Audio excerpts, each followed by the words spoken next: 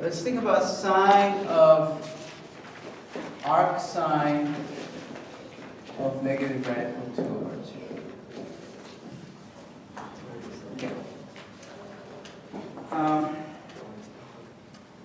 So the first thing that you need to know is, what is arc sine of negative radical 2 over 2?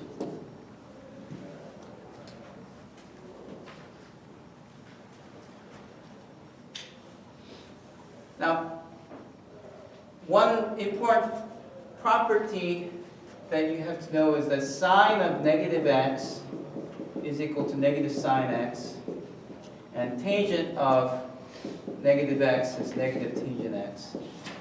Cosine is different. Cosine negative x is not negative cosine x. Actually, cosine negative x is just cosine.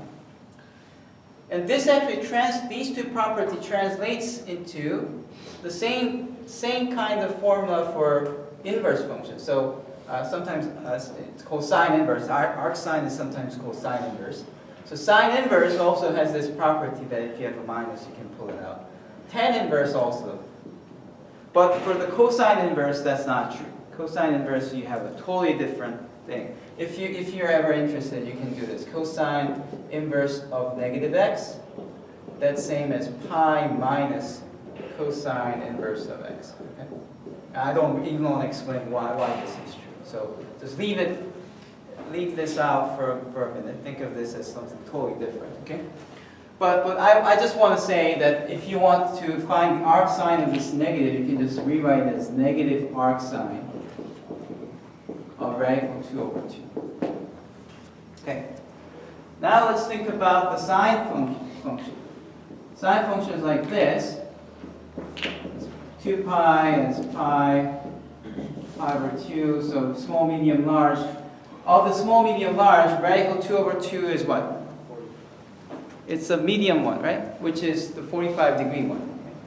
So the sine graphs have the values small, medium, or large. I told you to remember these values. And the medium one is radical 2 over 2. So it happens right in the middle, which is the 45-degree one. Okay? So what is the arc sine of rad 2 over 2? Pi over 4, right?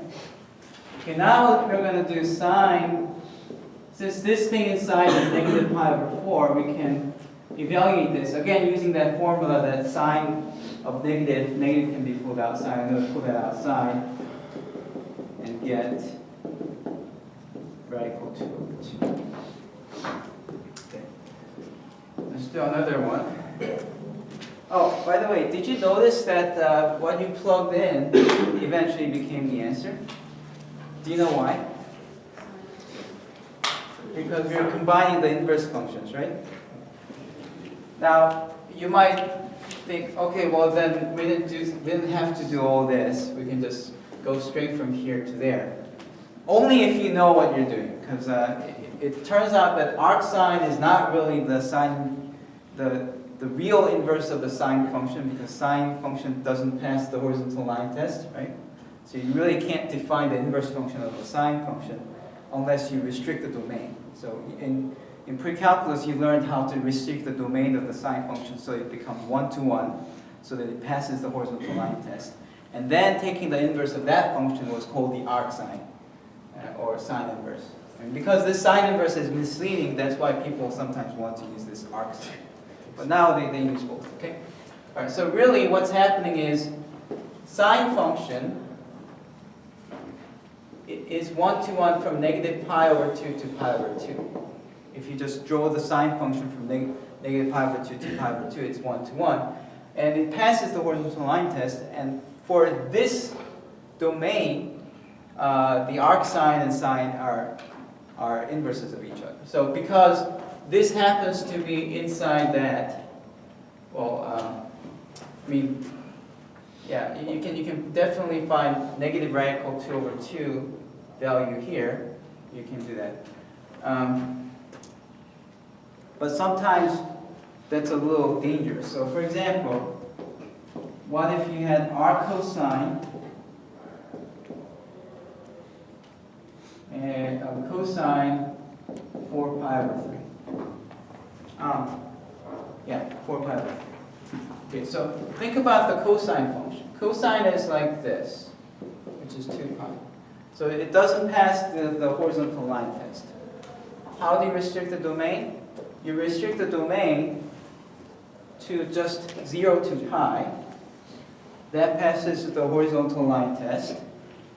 And the inverse of this function is called the cosine inverse function. Okay? So that's something that you should just, if you know that, that's great. If you don't know, then you can just follow my reasoning and let's see how this turns out to be. Okay?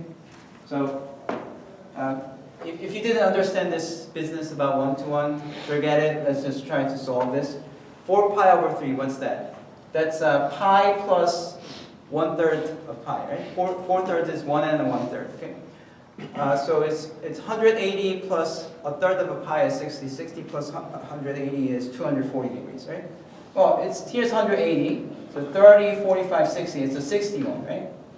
So among the three values I said, small, medium, large, which one is it?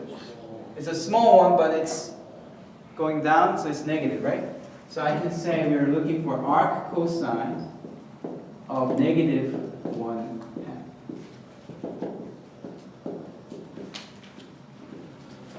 Now you look for the arc cosine of negative 1/2, but because of this restricted domain business, when you compute the arc cosine, you're only looking at the angles here between 0 to pi, whose y value is negative 1/2. So can you see it? Large, medium, small, small, medium, large. Where does it happen? Right after pi over 2, right? So pi over 2 is 90, 90 plus. Always these special angles are 30, 45, 60, right? So 90 plus what? 30, which is 120 degrees. So our cosine, this is really 120 degrees. We need to use radians in this class, so this is twice of 60 degrees. And 60 degrees is pi over 3. We should memorize that. So it's 2 pi over 3.